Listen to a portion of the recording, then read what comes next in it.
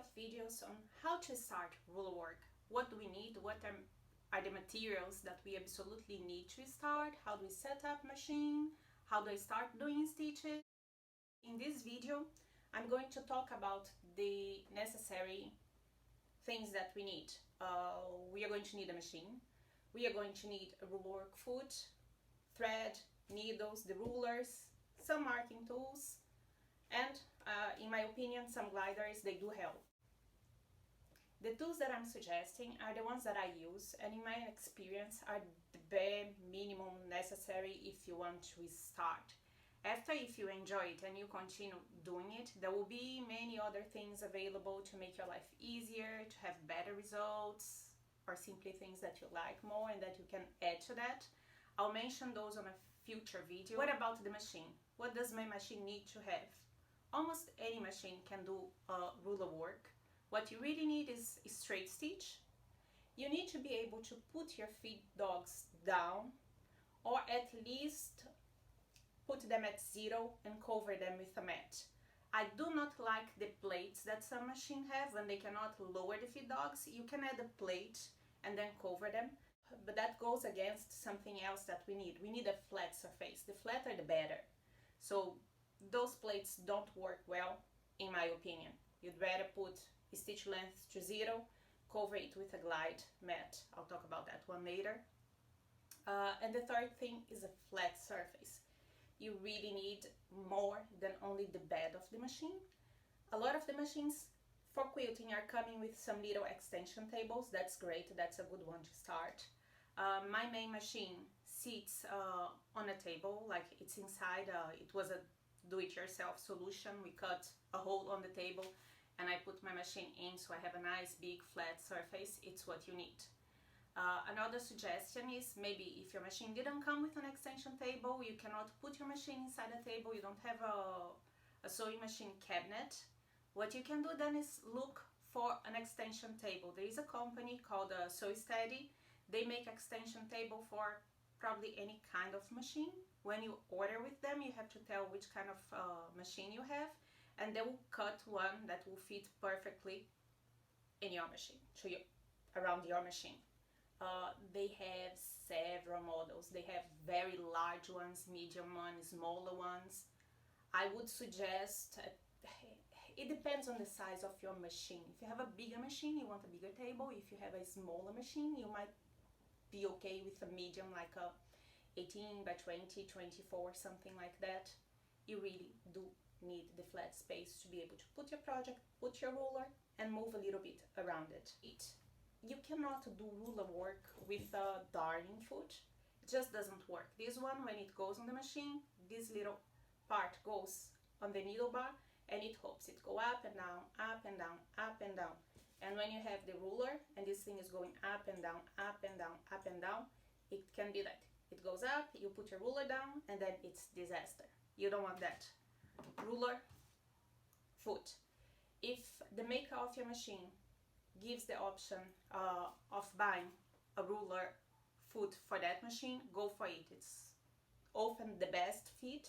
You're going to be sure that that ruler foot, that is actually a ½ inch circle, is going to fit perfectly, and the needle is going to be right on the center. That's what you need. The needle has to go right on the center of the circle here. If your machine maker doesn't make a ruler foot, and I think almost all of them do nowadays, you can buy generic feet. Sew Steady, again, they make feet for probably every machine out there. You do have to go and check the specifics, because there is low shank, high shank, medium shank.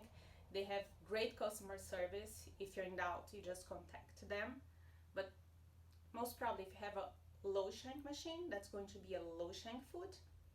If you have a high shank machine, you buy a high shank foot. They are adjustable a little bit for height on the hole here. Rulers. To start with, if you can only go and buy one ruler, I suggest you get one that has a straight edge. This is Angela Walters one. It's a straight, and you can even use this little curve here. That's a Sew Steady one. It's the 6-inch arc, and it does come sometimes in a set with a foot, so you could get both things together. And I think this one is really nice because you have the straight side and you have an arc, and already with just those two shapes you're able to do so many things. You can do some grids, you can do some flowers, you can put arcs, you can go around things. If you can only buy one ruler, that's the one that I suggest. The 6-inch, it's the 12 arc. If you're more flexible on your budget, you can go for a kit. There are several out there. The rulers can also be low shank, high shank, or long arm. What does that mean? The shape is the same, it's just how thick those rulers are. The low shank one is going to be the thinnest one, and they are probably about the same thickness of our cutting rulers. It's about 1/8, maybe a little bit more. The high shank about, I think they talk in millimeters, so that one is about 4 millimeters. And you do want to match. So if your machine is a low shank, you're going to be happier with a low shank ruler. It will have space to go under the foot and you can work. If you get a high shank ruler or a long arm and try to put that on a low shank machine, you might be able to use it in certain directions, but absolutely not all of them. You might have trouble on the back when it goes under the foot. You might not have enough clearance. So kind of a rule of thumb, the low shank machines will need low shank rulers. The high shank machines can use high shank rulers. They can also use low shank rulers if your foot does not hop when it moves. So if you look at your machine and your foot is not making this movement, it's not going up with your needle bar, you can use low shank on the high shank machine, low shank rulers on your high shank machine. I have a Janome 8900. It's an older machine, about 6 years old. It's a high shank one, and on that one I managed to use long arm, so it's very flexible. I can buy long arm, high shank, and low shank on that specific machine. You have to check. Normally, like, to be safe, just choose the one that it goes with your machine. High shank, low shank, low shank. If you have a combination of machines, if you have a travel machine, one that you take to classes, and that one is a low shank, and at home you have one that you use more and that machine is a high shank, if your high shank doesn't have a foot that hops, that go up, you might be happy buying just low shank rulers, because they will fit both your low shank machine and your high shank machine. I think that's the solution that would give you more flexibility. You can, in some cases, I did already, use a cutting ruler. If you need something longer but you don't want to buy really a long ruler, you don't use that a lot, you can put something to make your ruler not sticky, but it won't slide over your project, and you can kind of do, that's a way to try. If you don't know if ruler work is for you and you just want to try, well, nothing keeps you from buying the foot. I really suggest you need the foot, but you can try some straight lines with a cutting ruler with something unslid on the bottom of it and see, do you enjoy, you don't enjoy. If you enjoy, you can go and invest on the arc ruler and try some more things. If you really enjoy that, then you can move forward and look for other kits. We will need also needles. What are the best needles? In my opinion, my favorite one are the Superior titanium coat top stitch. I use others. I have Organ, just simple top stitch. I do have Chemet's top stitch also. Those were given to me. The ones that I really use when I go to buy, I just buy the Superior ones. I really like them. The Organ work quite well also. It's just behind the Superior. That's my choice. Oops.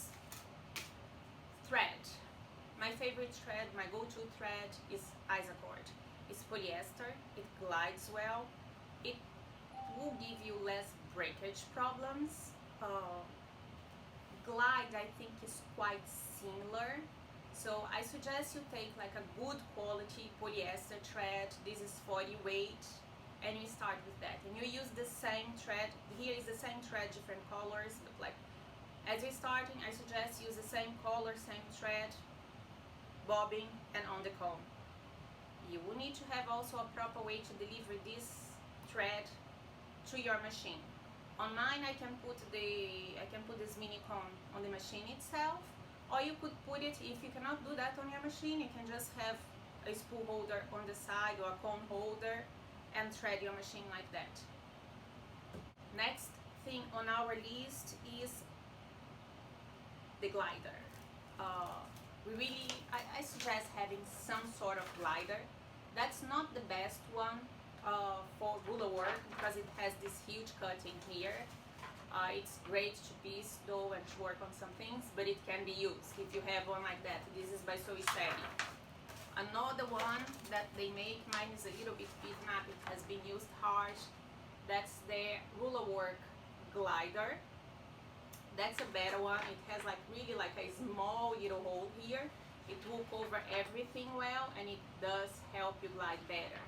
There is another mat that I like out there, is the Supreme Slider. Actually, that's the one that works best on my machine, that does not have a very flat bed. It has some kind of indentation that causes problems sometimes. The Supreme Slider works well on that one. And we will need eventually some marking tools. The marking tools, there is no perfect marking tool out there that will work on every single possible project. You will need to have a variety of them. I have here, I think this is a disappearing one. There is a mark gone, water soluble ones. I have chalk. If you're going for chalk, like I think the best option is the ones that you can iron off. They do exist in two versions, iron off and the version that you just have to brush. So watch out what you're buying and never iron the version that is not iron off. Another one that is water soluble. And the last ones, those are friction markers. They are very polemic. Some people love them. I am on the side of the ones that love it. Some people don't like because they may leave, and they do leave marks, ghost marks after. You can mark with those, iron off, and it will disappear. They were originally made for paper. If you're using them on fabric, first and foremost, you're not going to use the pens, you're going to use the markers. They are the ones that might help you eliminate the problem of the ghost marks. Some people, they spray their project once, twice with a fine mister, with best press or some other quality starch alternative. They spray that once, the iron, spray that a second time to kind of create a protective coat over that project, and only then they go and mark. And they say that they don't have any problems with the marks showing after they are ironed. I do not have a source of best press or the others here. I cannot use them.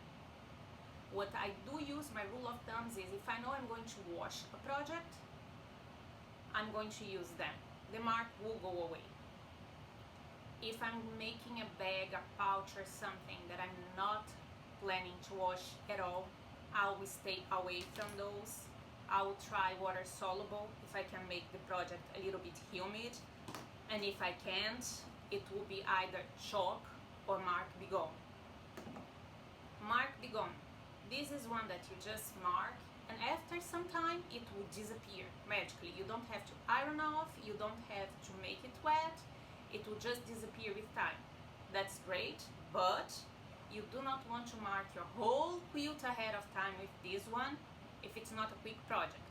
Because if you do, and you have to stop and come back in an hour, 2 hours, all the marks will be done, gone, and all your work will have been for nothing. So with time, you don't have to go and buy all of them. Choose one or two that you can have some options at hand. Some work better in dark fabric, some colors better in light fabric. With time, you will build your collection of marking tools. There is no perfect one. We need a few. So my top three would be the. If you might make a top three, I would put the chalk, the mark Bigone, and the fixture. Those would be my three options, and with those you should be covered for a lot of things. And that's it. So it seems a lot, but no, let's make a resume of the things that we need.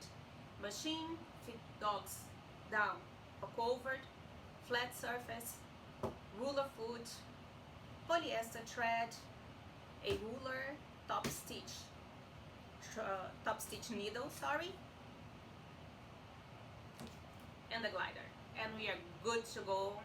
Stay with me, subscribe if you want, hit that little bell for notice, and I'm coming soon with how to set up the machine and how we start sewing, quilting using our rulers.